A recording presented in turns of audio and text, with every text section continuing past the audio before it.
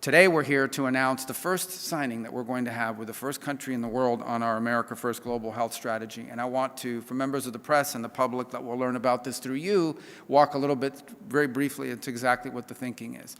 The United States has spent billions of dollars over the years in helping with health strategies all across the world.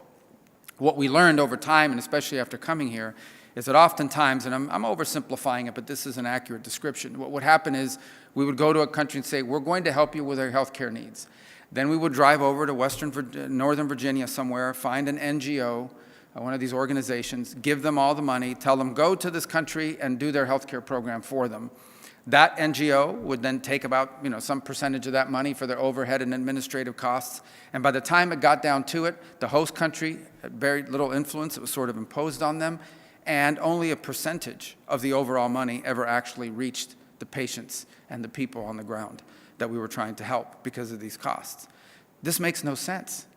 So why are we hiring American and international NGOs to go into other countries and run healthcare systems that are parallel and sometimes in conflict with the healthcare systems of the host country?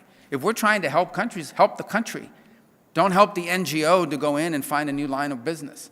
And so that's what the model that we're breaking. We're not doing this anymore. We are not going to spend billions of dollars funding the NGO industrial complex while close and important partners like Kenya either have no role to play or have very little influence over how healthcare money is being spent. Bottom line is, if you want to help a country, work with that country, not work with a third party that imposes things on that country.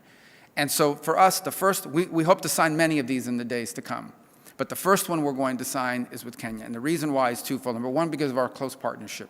Number two, because they have stable and strong institutions, both in government and in the healthcare sector. And over the next few years, we're going to be investing $1.6 billion in health assistance over the next 5 years. And you'll see how that program works out. But the investment is in combination. It will allow us, first of all, to leverage the private sector to create a sustainable U.S. health assistance model around the world, and not just in Kenya, but this is the perfect place to prove that it's going to work, because it is going to work. And what it means is that money is not just going to be spent to provide medicine and care, it's going to be spent to improve the domestic infrastructure, healthcare infrastructure, so that in 5 or 6 or 7 or 8 years, countries will say, we no longer need this much assistance, if any, because we have our own system, you've helped us to build it, it's now delivering results, and in fact, we now, these third, like maybe Kenya, want to go and teach other countries how to do it.